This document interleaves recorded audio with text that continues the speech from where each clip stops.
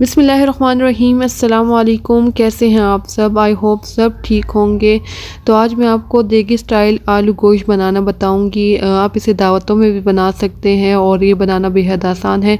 मैं इसे pressure cooker में बनाना बताऊंगी, आप इसे पतीले में भी बना सकते हैं। तो अगर वीडियो अच्छी लगे तो वीडियो को लाइक और शेयर कर दें। चैनल पर नए हैं तो चैनल को सब्सक्राइब कर दें ताकि आने वाली नई नोटिफिकेशन आपको मिल सके।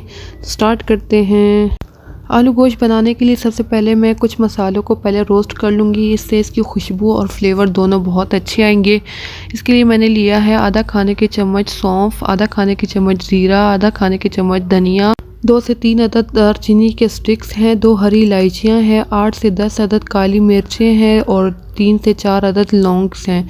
इसको मैंने फ्राइंग पैन में डाल लिया है और इसको अच्छी तरीके से रोस्ट कर लेना है। इसकी खुशबू आने तक इसको पका लेना है। आखिर में मैंने इसमें ये कड़ी पत्ता डाल लिया है और इसके बाद इसको एक बाउल में निकाल को ठंडा कर लेना है। जब ये ठंडा हो जाए तो मैंने इसको ग्राइंड कर लेना है। इसको बिल्कुल पाउडर नहीं करना है, इसको बस दरदरा सा पीस लेना है। यखनी बनाने के लिए मैंने एक प्रेशर कुकर में आधा किलो गोश्त डाल लिया है और इसमें मैं 5 से 6 गिलास पानी डाल लूँगी। आप ज़्यादा यखनी बनाना चाहते हैं तो इसमें पानी का इस्तेमाल ज़्यादा भी कर सकते हैं, लेकिन अच्छी गाढ़ी यखनी बनाने के लिए 5 से 6 गिलास पानी इसके लिए काफ़ी है। इसके बाद इसमें रोस्ट किया हुआ मसाला जो हम लोगों ने ग्राइंड किया है वो डाल लेंगे। 1.5 खाने के चम्मच इसमें मैंने डाल लिया है। इसके बाद इसमें बाकी के मसाले डाल लेते हैं। इसमें मैंने तेज़ पत्ता डाल लिया है, इसको मैंने ग्राइंड नहीं किया था, इसको मैंने एज इट इज़ ही डाल दिया है। इसके बाद मैं इसमें आधा खाने के चम्मच इसमें नमक डाल लूँगी और 1 टीस्पून इसमें हल्दी डाल लूँगी। 1 से 2 उबाल आने के बाद इसको मैं कवर करके 10 से 15 मिनट के लिए गोश्त गलने तक पका लूँगी। अगर आप इसे पतीले में बनाएंगे तो आपने इसको 1 से 2 उबाल आने के बाद बिल्कुल लो फ्लेम पर 40 मिनट या 1 घंटे के लिए पकाने के लिए रख देना है, तो आपका गोश्त बहुत अच्छे से गल जाएगा। गोश्त में 1 से 2 उबाल आने के बाद मैंने इसको कवर करके 15 से 20 मिनट के लिए पका लिया है। तो हमारा गोश्त बहुत अच्छे से गल चुका है। इससे मैं यखनी अलग कर दूंगी और गोश्त को मैं अलग कर दूंगी।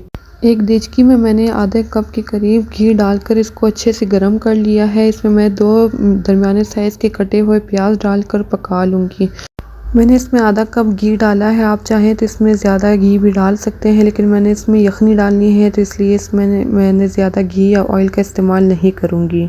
जब प्याज सॉफ्ट हो जाए और इसके ऊपर लाइट ब्राउन सा कलर आ जाए तो इसको मैं घी में से निकाल कर आधे कप पानी के साथ इसको मैं ग्राइंड कर लूँगी और इसका थिक सा पेस्ट बना लूँगी। इसी ऑयल में मैं उबला हुआ गोश्त डाल लूँगी और 2 से 3 मिनट इसकी भुनाई कर लूँगी या कलर आने तक मैं इसको पका लूँगी। जब इसके ऊपर अच्छा सा कलर आ जाए तो इसमें मैं प्याज का पेस्ट डाल लूँगी और इसको गोश्त के साथ इसकी अच्छे से भुनाई कर लूँगी। प्याज की भुनाई करते हुए इसको बहुत ज़्यादा डार्क नहीं करना, इसको बहुत ज़्यादा कलर नहीं देना, नहीं तो सालन का कलर भी जो है डार्क हो जाएगा। मैंने जिसमें प्याज इस्तेमाल किए हैं इसका कलर थोड़ा सा पर्पलिश था, इस वजह से इसका कलर थोड़ा सा डार्क नज़र आ रहा है, लेकिन आपने प्याज को बहुत ज़्यादा पकाना नहीं है, इसका कलर बहुत ज़्यादा डार्क नहीं करना। इसके बाद मैंने इसमें 1 खाने का चम्मच अदरक लहसुन का ताज़ा कुटा हुआ पेस्ट डाल लिया है, इसमें इसका बहुत अच्छा सा फ्लेवर आएगा। अदरक लहसुन का पेस्ट डालने के बाद इसकी अच्छे से भुनाई कर लेना है और खुशबू आने तक इसको पका लेना है। जब अदरक लहसुन की खुशबू आने लगे तो इसमें मैंने 2 दरमियाने साइज़ के कटे हुए टमाटर डाल लिए और इसके बाद इसमें आधा खाने के चम्मच में इसमें नमक डाल लूँगी और इसकी अच्छे से भुनाई कर लूँगी ताकि टमाटर अच्छे से सॉफ्ट हो जाए। इसके बाद मैं 5 से 6 अदद कटे हुए आलू इसमें डाल लूँगी और इसकी अच्छे से भुनाई कर लूँगी ताकि टमाटर इसके साथ अच्छे से सॉफ्ट हो जाए और आलू और गोश्त में इसका फ्लेवर आ जाए। भुनाई करने के बाद मैं इसको 2 से 3 मिनट के लिए कवर करके रख दूंगी ताकि टमाटर अच्छे से सॉफ्ट हो जाए और इसकी अच्छी सी ग्रेवी तैयार हो जाए। जब टमाटर सॉफ्ट हो जाए और इसकी ग्रेवी तैयार हो जाए तो इसमें मैं बाकी के मसाले डाल लूँगी। इसमें सबसे पहले मैं 2 से 3 हरी मिर्चें डाल लूँगी। इसके बाद भुना कुटा हुआ धनिया मैंने आधा खाने के चम्मच डाल लिया है और ज़ीरा है आधा खाने के चम्मच, कश्मीरी लाल मिर्च 1 खाने का चम्मच, ये तीखा बिल्कुल भी नहीं होता, ये कलर देने के लिए मैं इसमें डाल लूँगी, इससे इसका बहुत अच्छा सा कलर इसमें आ जाएगा। तो ये मैं इसमें 1 खाने का चम्मच इसमें डाल लूँगी। इसके बाद मैं चिली फ्लेक्स डाल लूँगी 1 टीस्पून। चिकन पाउडर मैं डालूँगी हाफ़ टी स्पून और इसको अच्छे तरीके से मिक्स कर लूँगी और इसकी भुनाई कर लूँगी। थोड़ी सी मैं इसमें यखनी डालकर थोड़ी सी भुनाई कर लूँगी ताकि मसाला नीचे लगे नहीं। मसाला डालने के बाद आलू और गोश्त की अच्छे से भुनाई कर लेनी है। जितनी अच्छी इस टाइम पर इसकी भुनाई होगी उतना ही इसका अच्छा फ्लेवर आएगा और इतनी ही अच्छी इसकी ग्रेवी बनेगी। तो इस टाइम पर इसकी बहुत अच्छे से भुनाई कर लेनी है और उसका जब तेल अलग हो जाए तो इसमें मैं बाकी की यखनी डाल लूँगी। यखनी भुनाई करने के बाद मैं इसमें बची हुई यखनी इसमें डाल लूँगी। आप चाहें तो इसमें पानी भी डाल सकते हैं, लेकिन मैं इसमें यखनी डाल रही हूँ, इससे इसका बहुत अच्छा सा फ्लेवर आएगा। लेकिन यखनी को मैंने पहले से छान लिया है, जो मसाले वगैरह उसमें थे उसको मैंने पहले अच्छे तरीके से छान लिया है। यखनी डालने के बाद इसको मैं 1 से 2 उबाल आने तक पका लूँगी और इसको कवर करके आलू के गलने तक मैं इसको और पकाऊँगी।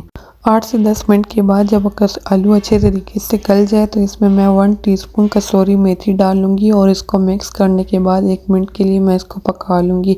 इससे यखनी अलग हो जाएगी और तेल अलग हो जाएगा। मज़ेदार देखिए आलू गोश्त तैयार हो चुका है, इसकी तरी भी ऊपर आ चुकी है और जो है आलू को बहुत ज़्यादा ओवर कुक नहीं करना, नहीं तो इसकी तरी गायब हो जाएगी। तो इसको मैं सर्व कर लूँगी। आप इसको नान के साथ, चपाती के साथ सर्व कर सकते हैं। आई होप आज की आपको ये वीडियो भी अच्छी लगी होगी। वीडियो अच्छी लगे तो वीडियो को लाइक और शेयर करना मत भूलिएगा। चैनल पर नए हैं तो चैनल को सब्सक्राइब कर दें। दुआओं में याद रखिएगा। Thank you. अल्लाह हाफिज़।